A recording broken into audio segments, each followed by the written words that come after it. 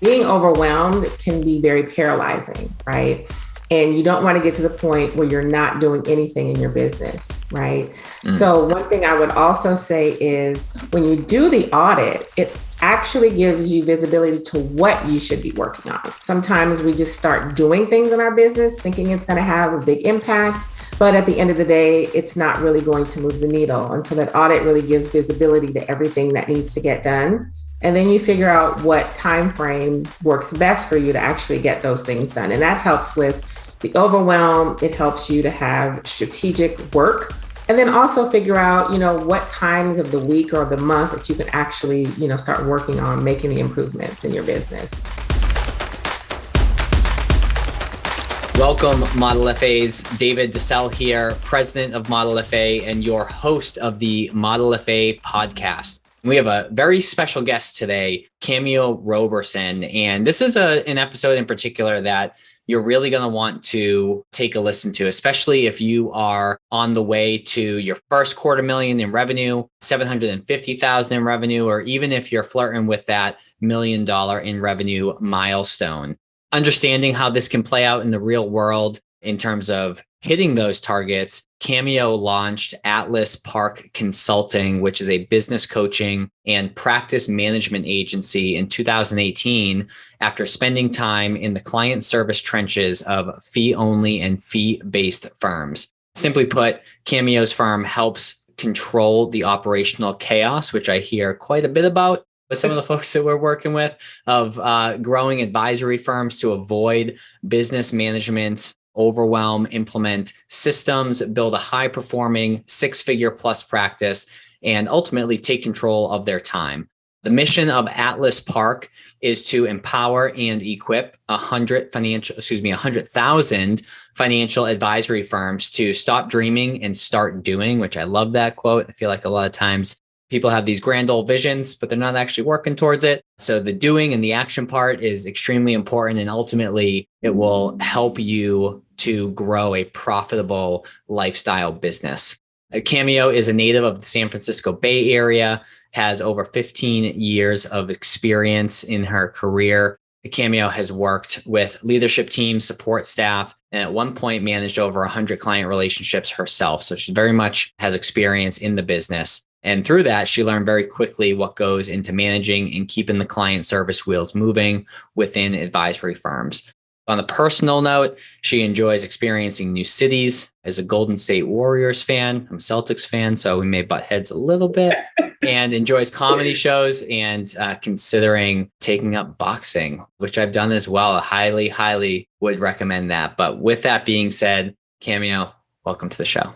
Thank you so much, David. It's a pleasure to be on the Model FA podcast today. Awesome. Appreciate you joining. So I've been excited for this conversation because I feel like the phrase practice management comes up quite often throughout the advisor community. We're always trying to figure out how we can elevate our service and experience model in a systematic way. Mm-hmm. And before we really truly unpack that topic, I'd like to hear kind of first and foremost how you got started in the industry, what your experience has been like throughout that journey of yours. So can you maybe start back at the beginning and share with us how you got started? Yeah, happy to, David. So fresh out of college, really, I got an opportunity with an RIA firm in the San Francisco Bay Area. Now, I had no clue that wealth management and financial planning was something that I wanted to get into. I had student loans and I needed a job, honestly. And my brother was working at a firm. They were looking for an operations associate. I said, this sounds really interesting. So I traveled back home from Southern California and started working at this firm. And it was a small hybrid firm.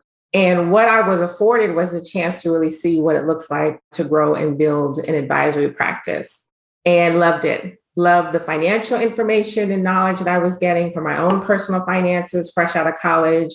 And then I also saw what it looked like when clients got good financial advice and then how the business actually operated. And so I'd have to say that's really where I fell in love with the whole operations setup and just really carried my experience on from there. So then I went to a second firm. And David, I have to tell you, the individual that I was working with managed ultra high net worth clients. So he had 12 client relationships. And if you can believe it, had 1 billion in assets under management, but he had no I know, right? He had no systems. And so I was then tasked with creating the infrastructure to manage those high touch, high value relationships and just continue to really get my hands in that practice management bucket and really seeing what it looks like to build and grow firms. And then that just extended to an enterprise firm that I landed at before I launched my own consulting firm, where I had a chance to work alongside the COO there and really just expand the knowledge base, right? You think about small firms, medium and very large, what goes into kind of the day-to-day operations and infrastructure that's needed to maintain those firms. Well, it's interesting, especially, that person who worked with the ultra high net worth, I would say even ultra high net worth folks, how important systems and processes are, whether you're serving 12 families or 1,200 families, things can fall through the cracks, regardless. Now, I know, in our prior conversation before we actually hopped on the recording here, when people bring up practice management, I think that they can be quick to search for like answers in terms of how they should run their business. But in our conversation, we talked about how before you can even talk about practice management for their business specifically, you need to figure out what their vision is. Like, what are they building and why are they building it in a particular way or looking to build it in that particular way? Can you unpack that a little bit more? Like, what should advisors, when they think about the vision of what they're building, what are some of the points of consideration to add to that vision before we tackle the practice management dilemma? Yeah, that's a great question, David. I probably have to say the first thing you want to think about is, what's your end goal? What kind of firm do you want to build for yourself? What kind of lifestyle do you want to maintain? And think about what your own vision of success looks like versus someone else's. When you have clarity on what kind of firm you want to build, then you have a chance to start building in the right infrastructure pieces to support that. And I think a lot of times advisors look to others, what others are doing, and not really kind of doing some soul searching within to see what's going to help them be, very strategic in their own firm build out and what they're most passionate about in building their practice. And you kind of bring up a good point within that overview. So the community of advisors, I think, is pretty strong. You look at the Model FA community, you look at the XY planning community, right? There's a lot of areas for folks, and that's just naming a couple, a lot of areas for folks to be able to congregate. And they can fall into the trap of comparing themselves to others. And I think that can be both inspirational, but also detrimental, depending on how they're interpreting that.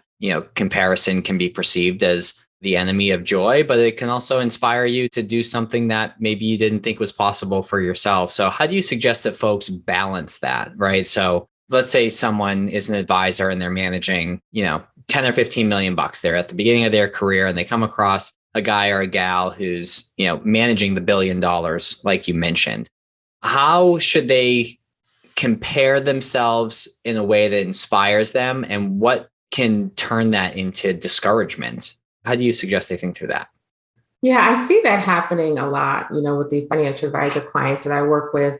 I think one of the first things, I'm going to always go back to your vision, right? You want to compare yourself in relationship to the vision that you have for your practice. Another larger firm that's doing, more in AUM than you are right now, they may have a different vision for their practice and where they want to go. So always compare yourself and what you want to do in relationship to your own goals, right? And then secondly, I would say success leaves clues. So in terms of inspiration from other advisory practices, you can always look and see what they're doing to be successful, right? And use that as inspiration for your own firm. Now, and I think we may have skipped over the point in my last question. When an advisor is putting together their vision, what are the things that should be included in that? So is it certain AUM? Is it a certain lifestyle? Is it the amount of clients, type of clients? Like, what should be involved as they craft their vision? Yeah, I think the vision is a much bigger picture of what kind of impact you want to have within your practice, right? So think about your lifestyle, think about how you want to impact your clients, think about how you want to change the financial trajectory of some of your clients. And then you also want to think about what kind of legacy do you want to leave? Mm-hmm. Are you just building a firm for the here and now and today? Do you want to have a much longer presence and legacy building? And so those are some things that I would definitely ask an advisor, to figure out as you're now starting to build your practice. Because one of the things you want to be really clear on is having that roadmap, right? So that you build something that's in alignment with your vision, your goals, and your mission versus what someone else may convey to you. I'm glad you brought up the legacy portion because I was in oversight on my end. And I think that's critically important because I know if you're looking to say, build a business that is attractive to a buyer at some point in the future, whether it may affect the multiple that you get, it may affect the amount of interested buyers that you get. If the buyers come in and they see, wow, Cameo's practice is super buttoned up. It's pretty efficient. Things are rocking and rolling. We just need to plug in, a W-2 advisor to service the book of business. And this can be a pretty profitable acquisition for us, as opposed to, wow, I'm really walking into a dumpster fire here. So I think that not only does it make your life easier in the today, but it also makes you more attractive in the future to potentially interested parties if you have your systems and processes super, super dialed in. Yeah, absolutely. That's a great point, and I think it's a consideration that some advisors may not think about. This building of your advisory practice could turn into a succession plan, right? Where someone comes in and actually buys your practice at some point in the future. And to your point, having buttoned up systems and processes and that infrastructure where the business can run without you is super valuable. But a lot of advisors struggle with, how do we actually get to that point? And what I often do in helping to explain that to clients is to look at your practice in 5 different buckets, right? When you think of practice management, you have your business strategy and planning. What are you building and why? Your business development component, what's your plan to get clients, both short-term and long-term. Optimizing your operations, which has to do with creating the right workflows and systems and processes in your practice. Then there's a technology piece. We know advisors have to use a ton of different softwares just to deliver the service. We're not even talking about the back end administration piece. It's more of the client-facing software pieces. And then leveraging teams, leveraging people to actually help you get the work done. And so when I think about practice management, it has to do with those 5 buckets. And a firm that has those areas really dialed in and buttoned up, it's going to help them really streamline the way they do business, both short and long term. Excellent. And I do want to dive into those a little bit more. But before we do so, you mentioned something a moment ago about a roadmap, and you talk about something that you refer to as the revenue roadmap and how every advisor and firm needs to have one. And you're pretty stringent on the fact that they need to systematize it as well. So is a revenue roadmap basically different revenue targets that they plan to hit over time, or what's your kind of definition of that, and why is it important to have it systematized? Yeah, I'm glad you brought that up, David. When I think about the revenue roadmap, it's really 4 components. It's your sales and marketing plan, which I talked about just a moment ago, and having, a plan to get clients. Then it's your client onboarding. If a client says yes, they want to work with you, what's your plan to opt to onboard them in the most streamlined way? Then it's the service fulfillment part. You've done the heavy lift of getting the client. How do you plan to actually deliver the service? And then the 4th piece is the client retention. How do you keep clients happy and content and referring new business to you? What does that actually look like in practice? And that's what I refer to as the revenue roadmap. Yeah, and it's interesting because there's a lot of advisors that do really well with their practice management as it relates to their systems and processes, their service model, right? But I find 9 out of 10 advisors, what they don't have is exactly what you just alluded to, which is they have no systematic way to deliver an experience above and beyond service. Yes. And they're super spotty with their process to get introduced to more folks. And it's funny because I've heard from a lot of folks that, hey, I don't really ask my clients for referrals, or if I do, it's after, a couple, 2-3 years working together. That way the trust is built and they've really experienced, the value that I'm able to provide. And I'll be very direct here. It may rub some people the wrong way, but I think that those are just excuses to not have to face your fears or discomfort with asking for an introduction. Because when you think about it, like if I were to go on, some fantastic vacation, right? Mm-hmm. Am I more likely to talk about that and encourage people to check it out the week that I get back from that vacation or 3 years later? I'm more likely to talk about it while it's fresh in my mind. So I Exactly. personally think that if you're doing a fantastic job on the front end to the point where you're getting them to say yes to work with you, that's a big deal in and of itself. Asking for introductions once they're onboarded is, in my opinion, one of the best times to do so, because everything that you just delivered on in terms of value is still fresh in their mind. Mm-hmm. And systematizing that to hold you accountable, I think, is critically important. Absolutely, David. And I would even take it a step further and say why some advisors may not ask for client referrals, because they may not be 100% crystal clear on that ideal client avatar, right? Being able to sell your services and then being really, really clear on how to describe your ideal client to someone else can be two totally different things. And so there may be a crisis of confidence in that moment if you can't tell someone specifically, this is who I work with, this is who I serve, and then this is how I'm uniquely positioned to solve their problems. Because let's just be honest, if you're trying to get a client to refer new business to you, or even a COI, a Centers of Influence partner, you have to know spot on who you serve and how you help them. You can't just say, I provide financial planning services and investment management. That's going to just kind of go over someone's head. You want to be really, really descriptive, because if people don't know who to refer people to you, they won't do it. Let's continue down that path, because I think that's a very important takeaway for folks to have. And I'll start off with COIs. So whether it's a CPA or an attorney or, whoever it may be, those are the two kind of standard ones. Yeah. If you go to those folks and you say, I work with anyone who has $1 million or more, $500,000 or more, $2 million or more, whatever the number is. First of all, you're not the only advisor that they're partnered up with, most likely. Second, the other advisors are probably saying the same thing.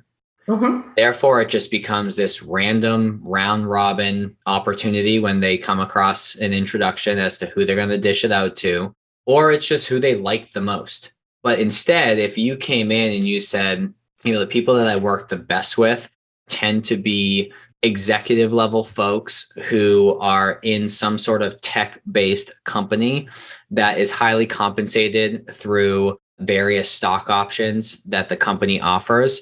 Well, when that attorney or that CPA comes across that person, it's so easy for that person to then say to their client, I have the perfect advisor for you. They focus on X and Y and Z, all the things that are relevant to their life. And it makes that introduction that much smoother. And then on the flip side, if you think about how to tee that up with clients, it's normal for us as people in this industry to talk about money, but it's not normal for the everyday person to talk about money. So if your minimum, let's say, is $1 million, to stick with that example, for you to tell your clients, hey, anyone that that has $1 million, I'd be happy to chat with them. Right. They're like, well, we don't talk to our neighbors or siblings or whoever about how much money we have. So what you could say is, those people tend to look like, and then give all the qualitative aspects. So they tend to be at an executive level or a business owner in their community. They're the ones with, that have the beautiful house and, maybe a luxury car that always seems to be able to spend some time on a family vacation every year.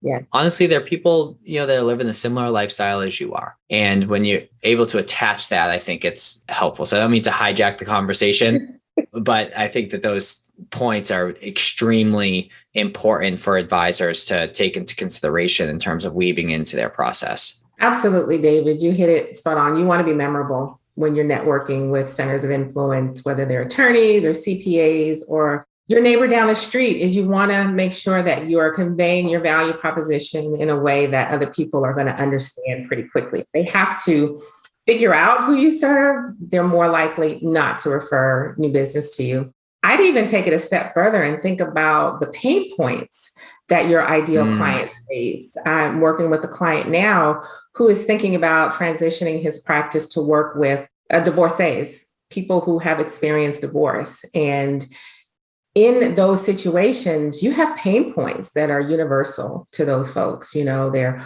wondering how to navigate their finances now, being newly single. They're wondering, can they continue, doing what they've been doing in terms of the lifestyle that they've been living? what other pain points do those individuals have that you can position yourself as the go-to resource for your clients? And so I'd encourage advisors to think about explaining, who they serve and how they serve them by the pain points they solve.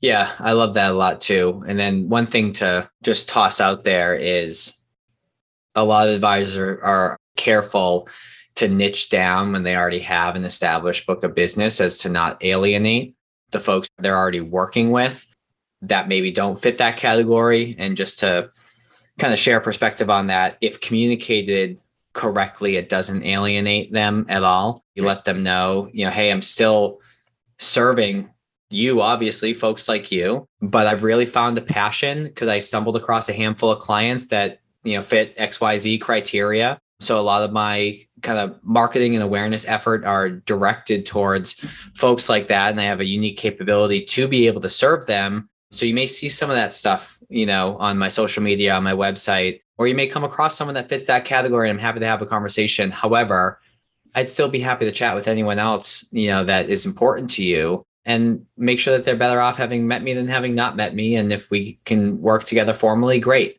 So if you can frame it in such a way that shares the fact that, hey, you're passionate about helping these people because maybe you had a personal experience that was similar, or maybe you had a family member who was in a similar position. It doesn't work against you like a lot of people think it would. Yeah, I think that's a great point. It's how you communicate, how you help your clients to the individuals. For sure. So let's assume, Cameo, that I'm an advisor and I'm really looking to use this business as a way, obviously, to help folks, but to create a fantastic lifestyle. In order to do that, we need to do things to make our businesses more efficient, run to a certain degree without us to the extent that we can, and just overall be more kind of lean and nimble. So what are some strategies that folks that are looking for that type of scenario, what are some strategies that they can use to actually accomplish that? Great question, David. One of the first things that I would suggest before you actually start doing any work on your practice is to do an audit. Do an audit of your systems, do an audit of how you're currently running your operations to see where the holes are, to see what actually needs to be worked on and improved. And then come up with a game plan, calendar roadmap, right? Where you can work on specific things within your practice. And just depending on how big you are, if you're a solopreneur and it's just you and maybe a few support staff, or maybe you're a bit larger, it's the same process. You want to do the audit, figure out where the holes are in your practice, and then come up with an implementation plan and then start working on key pieces of your practice. Because the goal here is to make sure that you not only identify the holes, but that you have a plan to implement the changes and the improvements. A lot of times I see advisors take time to come up with these robust strategic plans, and it's all detailed and everything, and it sits on a shelf for months, and no one activates the actual changes. And it's when you activate those changes that you start to see the transformation. But you want to have a realistic time management plan to work on these things, especially if you're a solopreneur and your time is already crunched. And then you also want to be able to delegate if you have teams of people so that they have a chance to do the strategic work as well. So I have these two clients come to mind. I won't put them on blast and name them, but if they're listening, they'll know who they are. And I love working with them, but it's always so funny because inevitably throughout, our various conversations, at some point, they reach out in between some coaching sessions and they're just feeling super overwhelmed with what's on their plate. And, whether they're transitioning, I got one person who's transitioning to the independent space currently, which is perfect. You got a clean slate to start off on the right foot. And I got another one who just always has a lot of projects that he wants to work on. And it's funny because the feeling of overwhelm that they experience is paralyzing. The things that they need to get done are not complicated. It's just a lot. And the saying that I always share is, well, you got this big elephant in front of you that you got to eat. What's the best way to eat an elephant? Well, one bite at a time. So let's determine what the bites are and when you're going to take those bites. And what always happens after we chat, and I'm sure you do something similar, is We identify all the things that need to get done. We then identify who's responsible for doing them, whether it's them or support staff or whoever. And then we assign timeframes so that if something doesn't need to be addressed for 3 months, get it out of your head.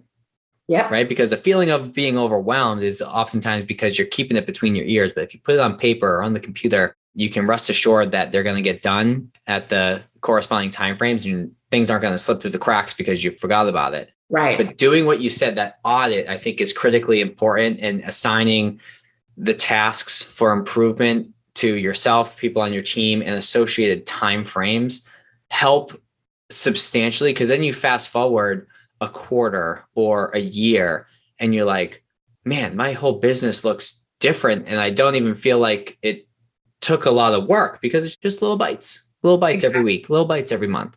Do you suggest something similar? Am I off base with that? Like, how do you suggest, if someone has this big thing that they need to do, what do you suggest is the best way to tackle that? No, you're spot on with that. Figuring out what needs to be fixed, when it needs to be fixed, and then who can help you do the improvements, I think is key, because being overwhelmed can be very paralyzing, right? And you don't want to get to the point where you're not doing anything in your business, right? So one thing I would also say is when you do the audit, it actually gives you visibility to what you should be working on. Sometimes we just start doing things in our business thinking it's going to have a big impact, but at the end of the day, it's not really going to move the needle. And so that audit really gives visibility to everything that needs to get done. And then you figure out what time frame works best for you to actually get those things done. And that helps with the overwhelm. It helps you to have strategic work. And then also figure out, what times of the week or of the month that you can actually, start working on making the improvements in your business. Yeah. And it's a very good process I take with a lot of my clients before I come in, and, they may come to me with 2 or 3 pain points. Maybe their workflows aren't working for them, or they're having issues with their technology, or maybe their teams aren't doing as much as they'd like them to do. I say, let's step back and look at the bigger picture and do an audit of everything and see how everything flows together or doesn't flow together before we start making any changes. So I'm very curious to hear your process in helping folks with something that they don't really know they need them until they need them. And what I mean by that is if they're a solo practitioner for a while, they're just kind of doing everything in the business. Like they intuitively know what needs to get done, what, process to bring things through. And then once they get to a point to where they start to scale to, increase bandwidth for the business or increase time in their life for lifestyle purposes, they hire that person and they realize the training process is incredibly daunting because they need to take their brain, download it, and transfer it to that new person. Whereas if they had well-documented standard operating procedures, SOPs, it would speed up that training process so much. And SOPs are something that I would want to vomit if I was doing it, and I've helped people do it, but I understand why people put it off. Yeah. So if I'm an advisor and I have no SOPs in my business, where do I start? What time frame is realistic to get them done? How detailed should I be? What are your thoughts? Yeah, I will share with you a case study. It's a client that I'm working with now. Solo advisor, has one support member who is doing about 75% of the client work. So she's the receptionist, she's the operations associate, she's the paraplanner, she's a bit of the associate advisor as well. And so his pain point is that I want to have more SOPs, right? I want to hire, and then I want to be able to train those individuals. And so basically what we've done with him is helping him understand, what are you doing, right? From a task perspective, what are you responsible for? What is your staff member responsible for? So that's the first thing I'd say. And then what that then does, it gives visibility to what SOPs or standard operating procedures you then need to create. It also is going to give visibility into who you actually should think about hiring from the context of the work that needs to get done and what you actually want off your plate. So it's a 2-for-1 in that situation. So when you have all of that identified, then you can start building out your SOPs to match those responsibilities. So it's very much a coordinated process. But before we can start working on SOPs, what are you currently doing in the practice on a day-to-day basis? What is your support staff doing, and identifying those things and then building out the SOPs? And what we've done in the process is we've identified his next 2 hires and started the process for training those new 2 hires when they're found and join the firm. So it's very much a coordinated effort that goes on there. Yeah, and there's a lot of things too that advisors don't even realize they're doing because it's second nature. So it forces you to be very kind of aware and looking above your business to kind of identify those things. Where should SOPs live? Is it just like in a Word document? Like where should they, is it in some sort of training manual? Like where are you having folks actually compile all this information? The easiest way to get started, I'd say, is in a Word doc or in a shared, Google folder if you have, within your organization. You can always get more fancy and use different resources to house your SOPs. But I'd say if you're just getting started, use a Word doc, right? And you can also think about recording videos on Loom to house some of your SOPs as well. I use Loom a lot. It's great because you don't want to complicate the process. To your earlier point, David, SOPs are not the most exciting thing for people, right? So you want to make it easy for you to start recording those standard operating procedures. And then if you have staff, you want to be able to train them on how they can start documenting what they're doing in the firm for you as well. Yeah, I want to emphasize the Loom portion because I love Loom. I use it for multiple different things in the business and suggest others do the same.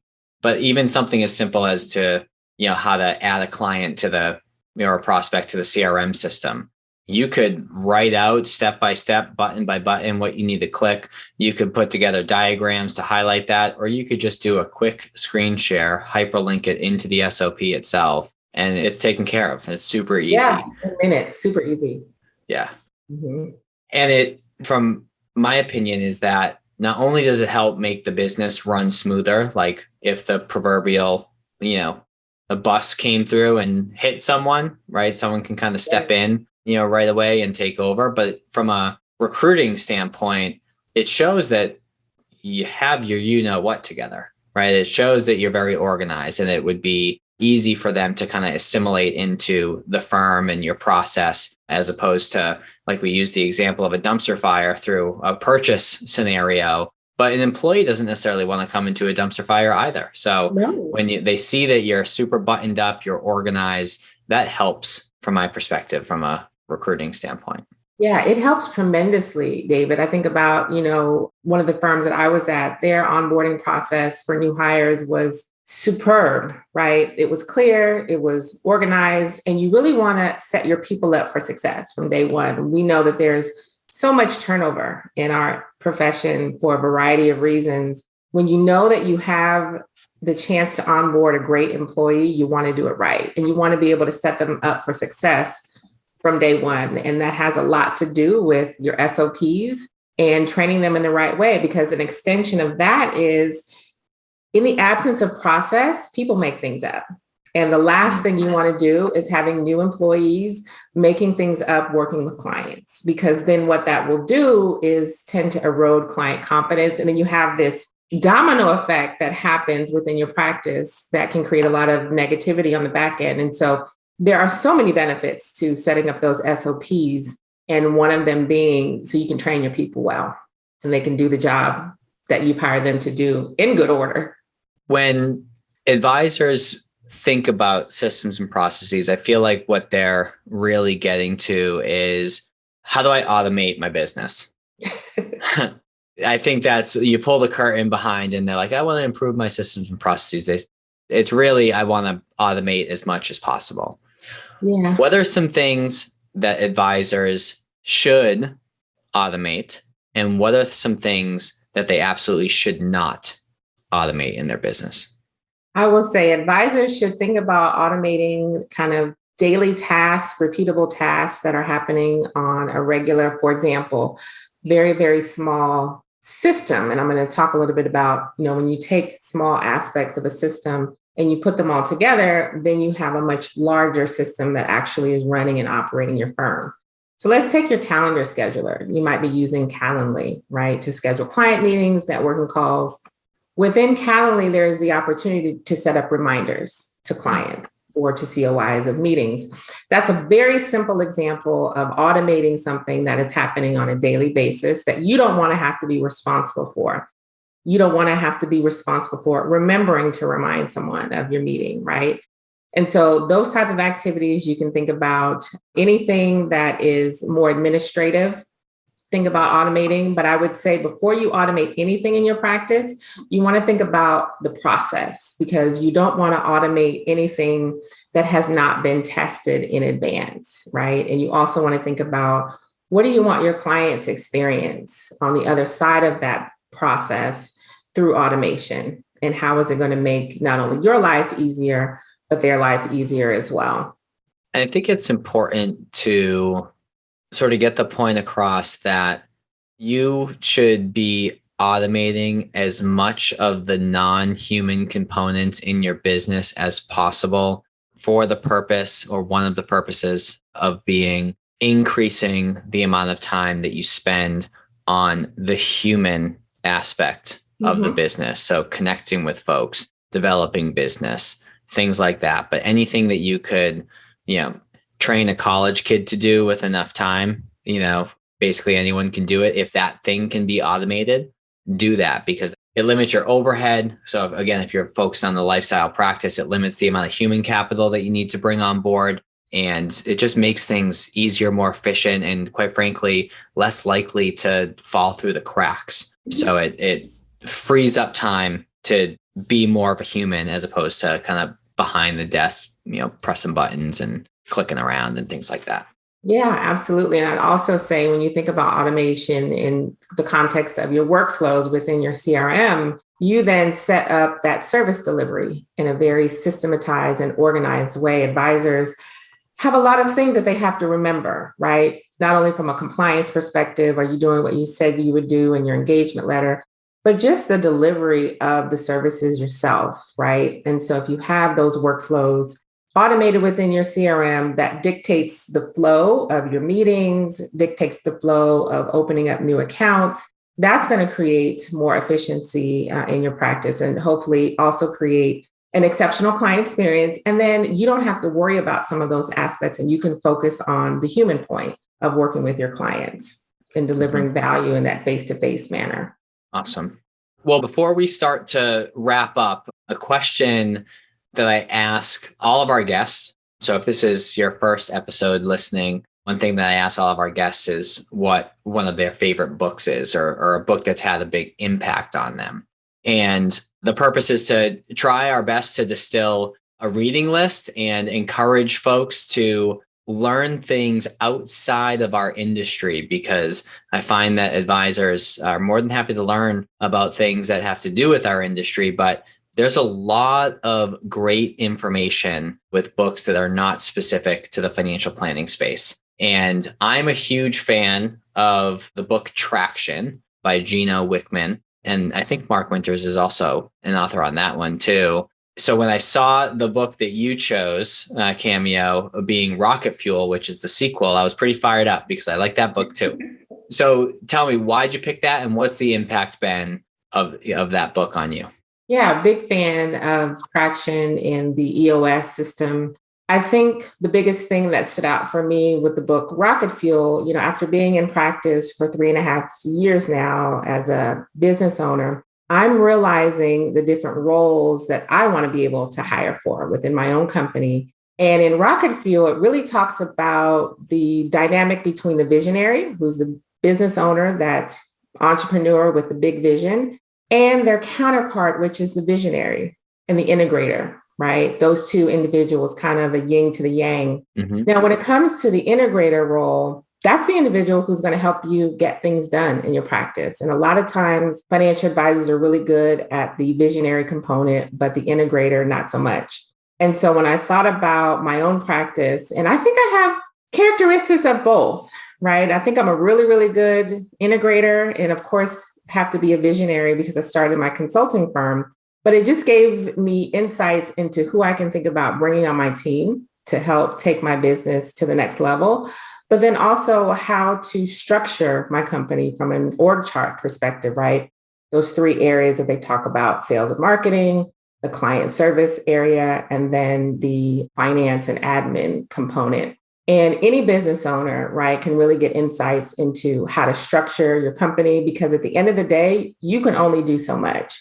And if you're continuing to grow your firm, you're going to need to bring people on the team to help you get your firm to that next level. And so it's been really insightful. I'm glad you hit on the point of you personally being kind of both. And I think that's important to hit on, because when you first start your business, unless you have someone who's equally as crazy as you to take a risk in starting something new, you're typically going to be starting it on your own in the very beginning stages. So you are required, in order to make it work, to play both roles. But then it gets to a point, and it seems like you're heading in this direction now, where the question then becomes, okay, we have enough revenue and we're well positioned to grow. We need to build the team. So the question then becomes, where do I derive my energy from? Mm-hmm. What fires me up? What lights me up? And that typically is, you like to think about things or you like to do things, if I were to summarize the visionary and the integrator. So for advisors who are listening, I want to get the point across that, yes, you may have been capable of doing both up through this point, but there's certain activities that you do on a daily basis that fills your cup, and there's certain activities that drain your cup. So whatever drains your cup, find someone else where those activities fill their cup. And then, like Cameo said, it's the yin and the yang, and it tends to work out really well. Where it becomes an issue when you're not thinking of that mindset, if you're a visionary and you then hire someone else who's a visionary, you're going to have a bunch of people running around aimlessly, not wanting to do any of it, but just want to talk about it. So be very careful as you're hiring people that you're hiring someone that's complementary to you and not the same as you. Absolutely. You hit it on the spot there. Two visionaries have ideas for days, but no plan to implement. And that's where the transformation happens in that implementation. So advisors who are at the point where they're like, I need help, I need that integrator role. This book talks a lot about the qualities of a true integrator and how they can really bring additional value to your practice and help you be the true visionary that you may want to just continue to do. You have ideas and different things that you want to do in your practice, but now you need someone to help you bring that vision to life. Love it. Well, Cameo, I really appreciate you joining today. And if I'm listening to this episode and I'm an advisor that says, hey, I need to make a couple tweaks to my practice management system, it's pretty good right now, but certainly can be better. Or if I'm an advisor that's sitting there and is like, wow, I have an absolute dumpster fire that needs to get fixed and button up everything that I can in my business, how do I reach out to you? Where do I find you? How do I explore what it's like in working with you? Yeah, definitely. You can find me. My website is www.atlasparkco.com. You can follow me on all social, Facebook, Instagram, LinkedIn, and Twitter at Atlas Park Co. And absolutely reach out. Love to hear where you are in your practice, offer some possible solutions, some things to think about to move from chaos to clarity in your operations and really get dialed in with how you can transform your operations to help you maintain your lifestyle practice and really position yourself for growth. And I think it's important to note too, that if you're feeling busy in your business, there's probably some tweaks you can make to free up some time without having to necessarily hire a new person or grow substantially to afford that person. It's usually just a little twist here, tweak there, and you find yourself, gaining an extra hour or two a day. So I'd ask you, what is that hour or two worth to you? And is it worth having someone, which more likely than not it is it worth having someone help you with that and speed up that learning curve? So I always kind of go back to the example of, a plumber shows up to, fix something in the house. It takes them 10 minutes and you get a bill for $500 and they're like, oh my goodness, $500 for 10 minutes.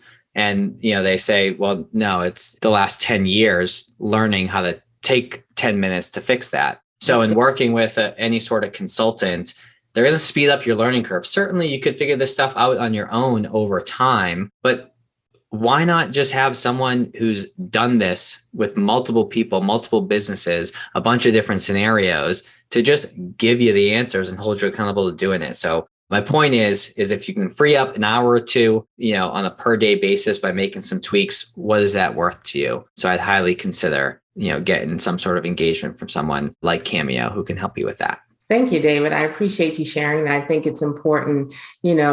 Advisors are hired for their technical ability to help clients with their financial lives. A lot of times when you've gone through your certification program, you haven't learned how to run an advisory practice, let alone a profitable one.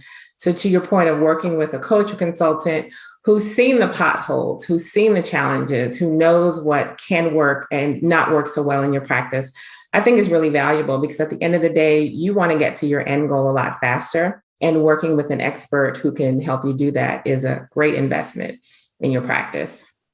And finally, I would say that you have an obligation to your clients to constantly be improving upon your business to better serve them. So with that, I would encourage you to touch base, check out Cameo. And with that being said, if you would be so kind as to share this episode, review this episode on whatever platform you're listening to, that would be super helpful to be able to get the reach out to more advisors. But with that, Cameo, I appreciate your time today. I appreciate the wisdom that you shared, and I appreciate the friendship that has begun. Absolutely. Thank you so much, David. It's been a pleasure being on the podcast today and sharing some strategic information with your listeners. And I hope they got a lot out of today. I sure did. Nice.